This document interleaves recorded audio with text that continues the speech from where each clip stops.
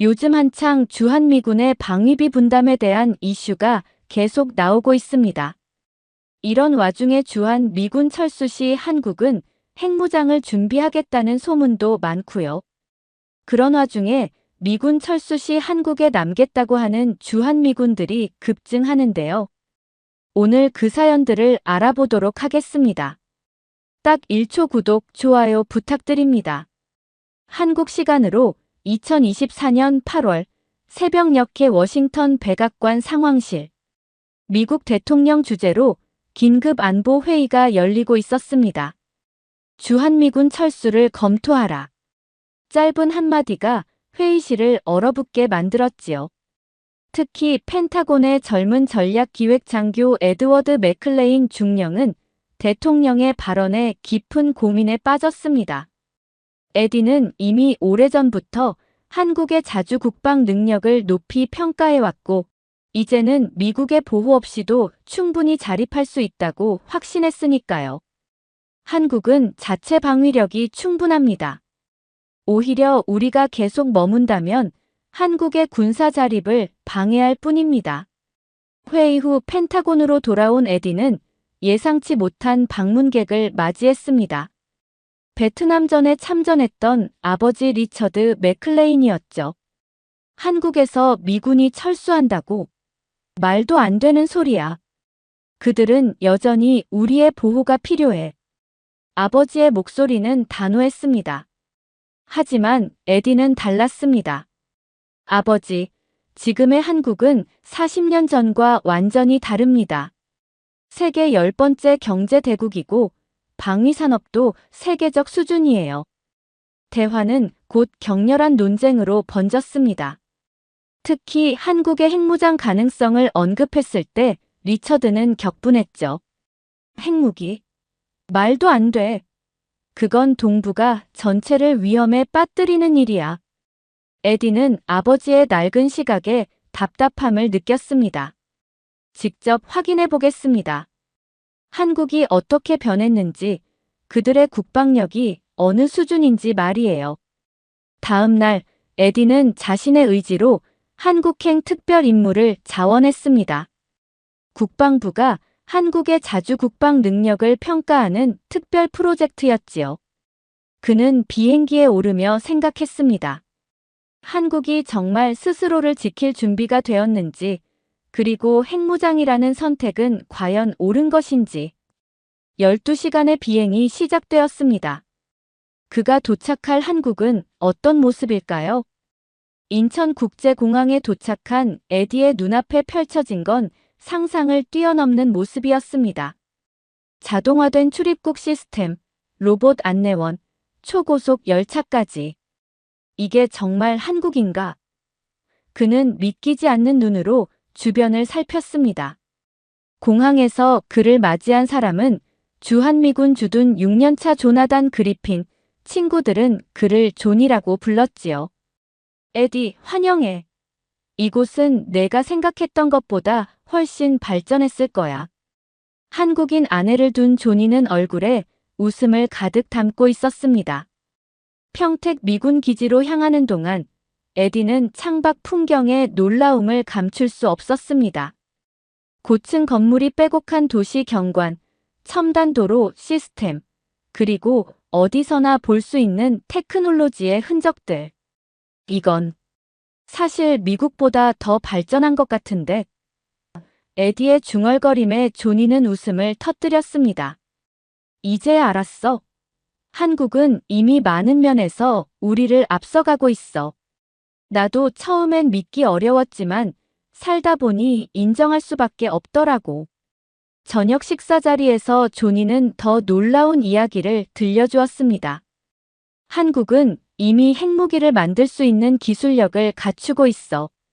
다만 정치적 결단만 남은 상태지. 에디는 여전히 회의적이었습니다. 그래도 핵은 위험한 선택이야. 동북아 안보 균형이 완전히 무너질 수 있어. 조니는 고개를 저었지요. 내가 며칠만 여기 있어봐. 생각이 달라질 테니까. 다음 날 아침, 에디는 한국 국방부와의 첫 회의에 참석했습니다.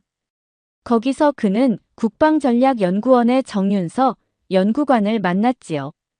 단정한 차림새와 날카로운 눈빛의 여성이었습니다. 맥클레인 중령님, 한국의 안보 환경은 미국이 생각하는 것보다 훨씬 복잡합니다. 윤서의 말에는 자신감이 넘쳤어요. 우리는 핵보유국들에 둘러싸여 있고 미국의 정책 변화에 취약합니다. 과연 이런 상황에서 핵 억제력 없이 국가 안보를 보장할 수 있을까요? 에디는 즉시 반박했습니다. 핵무장은 영내 군비 경쟁을 가속화할 뿐입니다. 오히려 한국의 안보를 위협하는 요소가 될 수 있어요. 윤서는 냉정하게 대답했지요. 그렇다면 주한미군이 철수했을 때 미국은 어떤 대안을 제시할 수 있나요? 회의실은 긴장감으로 가득 찼습니다. 에디는 윤서의 날카로운 질문에 제대로 답하지 못했고 그날 밤 호텔방에서 깊은 생각에 잠겼습니다. 이들이 정말 스스로를 지킬 준비가 되어 있는 걸까? 다음 날 에디는 서울의 일상을 체험해보고 싶었습니다. 저녁 무렵 그는 호텔 근처의 식당에서 식사를 마치고 돌아오는 길이었지요. 갑자기 스마트폰이 울렸습니다. 그의 미국 신용카드로 결제된 내역을 알려주는 메시지였습니다. 이게 무슨? 결제 후 단 5초 만에 도착한 알림이었습니다. 미국에서는 상상도 할 수 없는 속도였지요. 호텔로 돌아온 에디는 문득 배가 고파졌습니다. 시계를 보니 새벽 3시. 이 시간에 뭘 먹을 수 있을까? 호텔 직원의 조언으로 그는 배달 앱을 다운받았고 놀랍게도 수십 개의 식당이 여전히 영업 중이었습니다. 믿을 수 없군. 그는 치킨을 주문했고 20분 만에 따뜻한 음식이 도착했습니다. 다음 날 아침 에디는 한국의 은행 시스템을 체험했습니다. 미군 기지 밖 일반 은행에서 계좌 개설을 시도했는데 15분 만에 모든 절차가 완료되었지요. 미국에서는 이런 일이 하루 종일 걸렸을 텐데. 오후에는 한국의 인터넷 속도와 인공지능 기술을 경험했습니다. 조니의 집에 방문한 에디는 그곳의 스마트홈 시스템에 감탄했습니다. 음성 명령만으로 모든 가전제품이 작동했고 실시간 번역 시스템은 그의 영어를 완벽하게 한국어로 바꿔주었지요. 이건 정말 미국보다 앞서 있는데? 조니는 웃으며 말했습니다. 이제 알았어. 한국은 이미 미래를 살고 있어. 다음 날 에디는 국방부에서 또 다른 회의에 참석했습니다. 회의실에는 정윤서와 여러 군 관계자들이 모여 있었지요. 오늘은 한국의 방위산업 현황에 대해 브리핑하겠습니다. 윤서의 프레젠테이션이 시작되었습니다. 한국의 첨단 무기 체계, 자체 개발한 전투기, 잠수함, 미사일 방어 시스템 등의 설명이 이어졌어요. 에디는 그 모든 정보에 압도되었습니다. 그래도 한 가지 질문이 있습니다. 에디가 말했습니다. 이런 재래식 무기들이 아무리 발전했다 해도 핵 억제력을 대체할 수는 없지 않을까요? 윤서는 침착하게 대답했습니다. 맞습니다. 그렇기 때문에 우리는 독자적 핵 억제력의 필요성을 논의하고 있는 겁니다. 미국의 해구산에만 의존할 수는 없으니까요. 에디는 여전히 의구심을 품은 채 다음 날의 일정을 준비했습니다. 한국군과의 연합훈련에 참관하기로 한 것이었지요. 그날 밤 그는 윤서의 말이 계속 머릿속을 맴돌았습니다. 그들이 말하는 독자적 핵 억제력이 정말 필요한 것일까? 아니면 단순한 군사적 야망에 불과한 걸까? 에디는 혼란스러웠습니다. 그가 직접 한국군의 실상을 확인할 시간이 다가오고 있었습니다. 이튿날 아침 에디는 경기도 외곽에 위치한 한국군 특수전사령부 훈련장으로 향했습니다. 차창 밖으로 펼쳐진 풍경은 울창한 산림과 험준한 지형이었지요. 이런 환경에서 훈련한다고? 그는 의아했습니다. 미국의 훈련장은 대부분 평탄한 지형에 최신 시설을 갖추고 있었으니까요. 훈련장에 도착하자 박준호 대령이 그를 맞이했습니다. 맥클레인 중령님, 오늘은 우리 부대의 일상훈련을 함께 하시겠습니까? 에디는 자신감 있게 고개를 끄덕였습니다.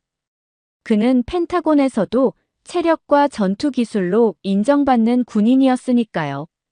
물론입니다. 기대하고 있습니다. 준비된 군복으로 갈아입은 후 그는 한국 특수부대원들과 함께 산악훈련을 시작했습니다. 오전의 일정은 20km 행군이었지요. 가파른 산길을 오르내리며 에디는 점점 숨이 가빠졌습니다. 반면 한국 병사들은 마치 평지를 걷듯 여유로워 보였어요. 괜찮으십니까? 박 대령이 물었습니다. 에디는 자존심을 지키려 애쓰며 대답했지요. 네, 문제 없습니다. 하지만 그의 얼굴은 이미 땀으로 범벅이 되어 있었습니다. 행군이 끝나갈 무렵 에디는 다리에 경련이 올 정도로 지쳐 있었습니다. 이 사람들은 대체 어떻게 훈련하는 거지? 그는 놀랐습니다. 미국의 특수부대도 강도 높은 훈련을 받지만 이런 극한의 환경에서는 아니었으니까요. 오후 일정은 더 충격적이었습니다. 실전을 방불케 하는 근접 전투 훈련에서 에디는 한국군 장교와 1대1 대결을 벌였지요. 그는 자신의 전투 기술에 자신이 있었습니다. 하지만 불과 30초 만에 그는 바닥에 누워 있었어요. 다시 한번 해보겠습니다. 에디가 말했지만 결과는 마찬가지였습니다. 5번의 시도 끝에 그는 완전히 압도당했음을 인정할 수밖에 없었지요. 놀랍군요. 에디는 진심으로 말했습니다. 여러분들의 훈련 수준이 이 정도일 줄은 몰랐습니다. 박 대령은 겸손하게 웃으며 대답했어요. 우리는 항상 최악의 상황에 대비합니다. 언제 혼자 싸워야 할지 모르니까요. 그 말은 에디에게 깊은 울림을 주었습니다. 그들은 정말로 자립할 준비가 되어 있는 건가? 저녁 식사 자리에서 에디는 한국 장교들과 허심탄회한 대화를 나눴습니다. 한국이 핵을 보유하게 된다면 어떤 변화가 있을까요? 그의 질문에 박 대령이 대답했습니다. 우리는 핵무기를 공격용이 아닌 오직 억제용으로만 생각합니다. 주변국들이 우리를 함부로 대하지 못하게 하는 최후의 수단이지요. 다른 장교가 덧붙였습니다. 한국은 이미 핵무기를 만들 기술적 능력이 있습니다. 단지 정치적 결정이 필요할 뿐이지요. 그날 밤 숙소로 돌아온 에디는 깊은 생각에 잠겼습니다. 그가 알던 한국, 그리고 아버지가 말해주던 한국은 이미 과거의 이야기였습니다. 눈앞에 펼쳐진 현실은 완전히 달랐지요. 이들이 정말 핵을 가진다면 생각만으로도 국제 정세가 그리고 동북아 안보 구조가 완전히 뒤바뀔 것이라는 걸 알 수 있었습니다. 다음 날 에디는 한국군의 최첨단 무기 체계를 직접 살펴볼 기회를 얻었습니다. 국방과학연구소를 방문한 그는 한국이 자체 개발한 미사일 시스템, 드론 기술, 그리고 인공지능 기반 전투 시스템에 깊은 인상을 받았지요. 특히 한국의 초음속 미사일 기술은 미국의 것과 비교해도 전혀 뒤처지지 않았습니다. 이 정도 기술력이라면 그는 중얼거렸습니다. 옆에서 이를 듣고 있던 정윤서가 말했어요. 핵무기 개발도 충분히 가능하다는 뜻이시죠? 에디는 고개를 끄덕였습니다. 기술적으로 한국이 핵무기를 개발할 능력이 있다는 것은 더 이상 의심할 여지가 없었습니다. 그러나 여전히 윤리적, 정치적 문제가 남아있었지요. 하지만 국제사회의 제재를 감수할 가치가 있을까요? 에디는 물었습니다. 윤서는 눈을 반짝이며 대답했어요. 중령님, 잠시 저와 함께 가보실까요? 보여드릴 것이 있습니다. 그들은 연구소의 한 회의실로 이동했습니다. 윤서는 문을 닫고 컴퓨터 화면을 켰지요. 이것은 극비 사항입니다만 신뢰의 표시로 보여드리겠습니다. 화면에는 주변국의 군사 동향과 한국을 향한 위협 평가가 상세히 나와 있었습니다. 지난 5년간 주변국의 핵 위협은 37% 증가했습니다. 그리고 미국의 대외 정책은 점점 더 불확실해지고 있지요.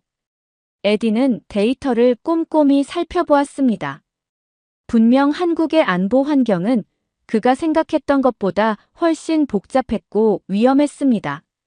저희가 핵 억제력을 갖추고자 하는 것은 생존의 문제입니다. 윤서의 목소리는 진지했습니다.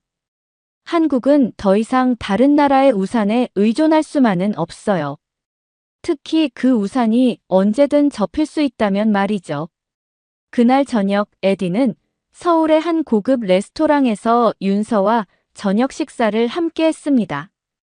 공식적인 회의가 아닌 개인적인 대화의 시간이었지요. 솔직히 말해보세요. 당신은 정말 한국이 핵을 가져야 한다고 생각하나요?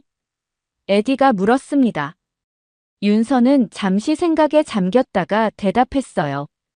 저는 한국인으로서 그리고 안보 전문가로서 그렇게 생각합니다. 하지만 한 인간으로서는 핵 없는 세상이 이상적이라고 믿어요. 흥미로운 대답이군요.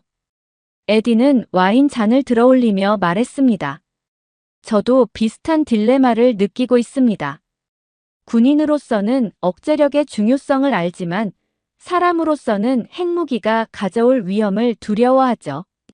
그들의 대화는 깊어졌고 에디는 윤서에게서 단순한 냉정한 전략가가 아닌 조국의 안전을 진심으로 걱정하는 한 사람을 보게 되었습니다. 그러던 중 에디의 휴대폰이 울렸습니다. 존이었습니다. 에디, 뉴스 봤어? 트럼프 대통령이 주한미군 30% 감축을 명령했대. 에디는 충격을 받았습니다. 그가 한국에 파견된 지 일주일도 되지 않았는데 이미 상황이 급변하고 있었던 것입니다. 윤서의 표정도 굳어졌습니다. 이게 우리가 말했던 바로 그 상황입니다. 미국의 보호에 의존할 수 없다는 증거죠. 에디는 혼란스러웠습니다. 이제 그는 한국의 입장을 더 이해하게 되었지만 여전히 핵무장이라는 극단적 선택에는 의구심이 들었습니다. 그날 밤 호텔방으로 돌아온 그는 아버지에게 전화를 걸었습니다. 아버지, 여기 상황이 생각보다 복잡합니다. 한국은 정말 변했어요. 리처드의 목소리는 여전히 완고했습니다. 에디, 넌 그들의 선전에 넘어가고 있어. 한국은 여전히 우리의 보호가 필요해. 에디는 한숨을 쉬었습니다. 아버지를 설득하는 것은 쉽지 않을 것 같았습니다. 이튿날 아침 에디는 기지에서 미군 장병들의 분위기가 심상치 않음을 감지했습니다. 감축 소식이 전해진 후 많은 병사들이 불안해하고 있었습니다. 특히 한국의 가정을 꾸린 군인들에게는 큰 충격이었지요. 조니는 에디에게 털어놓았습니다. 난 여기서 아내와 아이들과 살고 있어. 갑자기 철수하라고 하면 어떻게 해야 할지. 그의 목소리에는 걱정이 가득했습니다. 에디는 점심시간에 기지 밖으로 나와 서울 시내를 걸었습니다. 거리의 한국인들은 평소와 다름없이 분주해 보였지만 뉴스 화면에서는 계속해서 미군 감축 관련 소식이 나오고 있었습니다. 그는 문득 한 전자제품 매장 앞에 멈춰 섰습니다. 그곳에서 그가 본 것은 한국의 또 다른 저력이었지요. 세계 최첨단 기술 제품들, 그것도 모두 한국 기업들의 제품이었습니다. 생각해보면 당연한 일이었어. 에디는 혼잣말을 했습니다. 세계 최고 수준의 반도체, 배터리, 조선, 자동차 기술을 가진 나라. 이런 산업 기반이 있으니 첨단 무기 개발도 가능했던 것이지요. 그는 문득 깨달았습니다. 한국은 이미 강대국의 조건을 상당 부분 갖추고 있었습니다. 단지 마지막 퍼즐 조각인 전략적 억제력이 없을 뿐이었지요. 오후에 에디는 다시 국방부로 향했습니다. 그곳에서 윤서와 한국 장성들이 긴급 회의를 하고 있었습니다. 맥클레인 중령님, 잘 오셨습니다. 한 장성이 그를 맞이했지요. 우리는 지금 새로운 국방 전략을 논의 중입니다. 미군 감축에 대응하기 위한 계획이지요. 에디는 조용히 회의에 참석했습니다. 한국군은 이미 미군 철수 가능성에 대비한 여러 시나리오를 준비해두고 있었습니다. 회의 중 한 장성이 과감한 제안을 했습니다. 이제는 독자적 핵 억제력을 공식적으로 검토할 때가 왔습니다. 회의실은 순간 긴장감으로 가득 찼습니다. 에디는 바로 그 순간 한국의 결연한 의지를 느꼈습니다. 그들은 더 이상 미국의 결정에 자신들의 안보를 맡기지 않겠다고 결심한 것 같았습니다. 회의가 끝난 후 윤서가 에디에게 다가왔습니다. 중령님의 생각은 어떠신가요? 에디는 솔직하게 답했습니다. 솔직히 말하자면 이제는 한국의 입장을 이해하겠습니다. 당신들의 안보 환경을 직접 보고 나니 독자적 억제력의 필요성도 공감이 가네요. 윤서의 눈이 반짝였습니다. 정말인가요? 그렇다면 펜타곤에 돌아가서도 그런 의견을 전달하실 건가요? 에디는 잠시 망설였습니다. 그의 개인적 견해와 공식적 임무 사이에서 갈등하고 있었지요. 제 보고서는 객관적 사실에 기반할 것입니다. 한국의 국방력, 기술력, 그리고 안보 환경에 대한 정확한 평가를 담을 겁니다. 에디가 신중하게 말했습니다. 윤서는 고개를 끄덕였지요. 그것으로 충분합니다.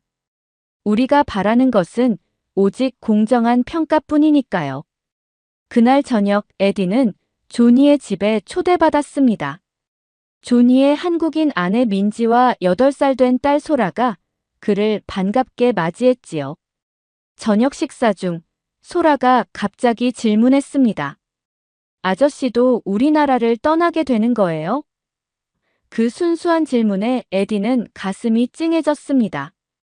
이것은 단순한 군사 전략의 문제가 아니라 실제 사람들의 삶과 직결된 문제였습니다.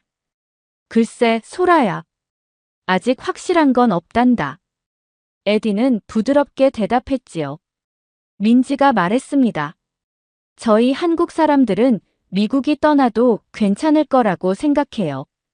물론 처음엔 어렵겠지만 우리는 항상 어려움을 이겨냈으니까요. 그녀의 말에는 자부심이 묻어났습니다. 조니가 덧붙였습니다. 사실 나도 한국의 능력을 믿어. 다만 내가 이곳에서 삶을 꾸려온 것처럼 많은 미군들이 한국과 인연을 맺고 살아가고 있다는 걸 알아주었으면 해.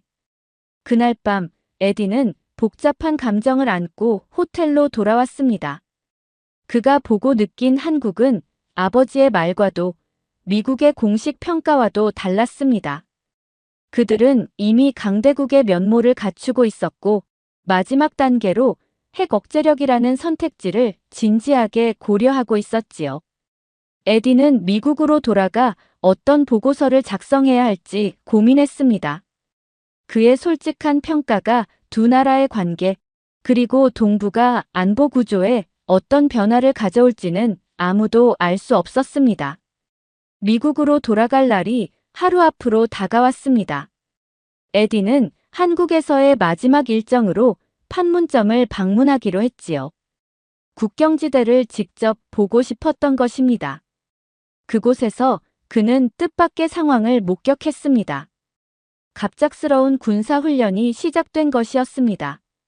훈련은 계획된 것이었지만 에디에게는 알려주지 않았던 사항이었지요. 그는 한국군 장교의 안내로 안전한 관측소로 이동했습니다. 이건 정기 훈련입니까? 에디가 물었습니다. 장교는 고개를 끄덕였습니다. 네, 하지만 오늘은 특별히 위기 대응 능력을 점검하는 날입니다. 훈련은 실제 상황을 방불케 했습니다. 북측의 기습 공격과 핵 위협 상황을 가정한 시나리오였지요. 한국군의 대응은 신속하고 효율적이었습니다. 에디는 그들의 전문성에 다시 한번 감탄했어요. 그러나 한 가지 명백한 사실이 있었습니다. 재래식 무기만으로는 핵 위협에 완전히 대응할 수 없다는 것이었지요. 훈련이 끝난 후 에디는 윤서와 함께 귀로에 올랐습니다. 오늘 훈련의 결과를 어떻게 평가하시나요? 윤서가 물었습니다. 에디는 솔직하게 답했지요. 매우 인상적이었습니다. 하지만 그는 잠시 망설였지만 이내 계속 말했습니다. 핵 위협 상황에서 한계가 있다는 점도 분명히 보였습니다. 윤서는 그의 솔직함에 고개를 끄덕였습니다. 바로 그 점이 우리가 계속해서 강조하는 부분입니다. 서울로 돌아오는 길에 윤서는 에디에게 마지막 제안을 했습니다. 중령님이 미국으로 돌아가시기 전에 우리의 진심을 전하고 싶습니다. 한국은 미국과의 동맹을 소중히 여깁니다. 다만 이제는 더 동등한 관계로 발전했으면 합니다. 우리의 핵 억제력 추구는 결코 미국에 대한 불신이 아닙니다. 스스로 서기 위한 노력일 뿐이지요. 에디는 그 말의 진정성을 느꼈습니다. 저녁에 에디는 마지막으로 조니를 만났습니다. 너의 보고서가 어떤 내용일지 궁금하군. 조니가 말했습니다. 솔직히 말하면 나도 아직 확신이 서지 않아. 에디가 대답했지요. 한국은 내가 생각했던 것보다 훨씬 강하고 독립적이야. 하지만 핵무장은 그건 정말 복잡한 문제야. 조니는 진지한 표정으로 말했습니다. 에디, 중요한 건 객관적 사실이야. 내가 본 것, 경험한 것을 그대로 전해주면 돼. 다음 날 아침, 에디는 인천공항으로 향했습니다. 출발 전, 그는 윤서에게 전화를 걸었습니다. 윤서 씨, 솔직히 말하자면 제 생각이 많이 바뀌었습니다. 한국의 상황, 능력, 그리고 여러분의 입장을 이해하게 되었어요. 윤서는 감사의 마음을 전했습니다. 우리가 바라는 것은 단지 이해뿐입니다. 중령님의 공정한 평가를 기대하겠습니다. 비행기에 오른 에디는 창밖으로 서울의 풍경을 바라보았습니다. 이제 그는 결정을 내려야 했습니다. 그가 작성할 보고서가 미국의 정책, 더 나아가 한미 관계의 미래를 좌우할 수도 있었으니까요. 비행기가 이륙하는 동안 그는 지난 2주간의 경험을 돌이켜보았습니다. 한국의 발전된 모습, 군사적 능력, 그리고 무엇보다 자주독립 국가로서의 강한 의지가 그의 마음속에 깊이 남아 있었습니다. 워싱턴에 도착한 에디는 곧장 아버지를 만나러 갔습니다. 리처드는 아들을 반갑게 맞이했지만 그의 표정은 여전히 완고했습니다. 어떤가? 내 말이 맞았지? 한국은 여전히 미국의 보호가 필요해. 에디는 깊은 숨을 들이쉬었습니다. 이제 그는 자신의 견해를 확신하고 있었습니다. 아버지, 제가 한국에서 본 것을 말씀드리겠습니다. 그리고 아버지도 직접 보셨다면 분명 같은 생각을 하셨을 겁니다. 에디와 아버지의 대화는 이어졌습니다. 아버지, 한국은 이제 우리의 보호가 필요한 나라가 아닙니다. 오히려 동등한 파트너로 함께 가야 할 나라죠. 에디의 확신에 찬 목소리에 리처드는 놀란 표정이었습니다. 그렇게 짧은 기간에 내 생각이 완전히 바뀌다니. 리처드가 중얼거렸습니다. 에디는 한국에서의 경험을 하나하나 설명했습니다. 한국의 첨단 기술, 강력한 국방력, 그리고 자주 국방의 의지까지. 점차 리처드의 표정도 변화하기 시작했습니다. 그런데 놀라운 사실이 있어요, 아버지. 에디가 말을 이었습니다. 주한미군 중 상당수가 한국에 영구 정착하기를 희망하고 있어요. 심지어 한국 국적 취득을 고려하는 군인들도 늘고 있습니다. 리처드는 믿기지 않는다는 듯 고개를 저었습니다. 미군이 한국 시민권을 원한다고? 어떻게 그럴 수가 있지? 에디는 고개를 끄덕였습니다. 네, 저도 처음엔 의아했지만 직접 만나 이야기를 들어보니 이해가 갔습니다. 에디는 조니와 같은 동료들의 이야기를 전했습니다. 한국에서 5년 이상 근무한 미군들 중 약 30%가 전역 후 한국에 정착하기를 희망한다는 설문 결과가 있었어요. 그중 15%는 한국 국적 취득까지 고려하고 있었죠. 리처드는 놀란 눈으로 듣고 있었습니다. 그들은 한국의 안전한 사회 환경, 첨단 의료 시스템, 그리고 뛰어난 교육 시스템을 높이 평가하고 있었습니다. 무엇보다 한국인들의 미군에 대한 존중과 따뜻한 환대가 그들의 마음을 사로잡았죠.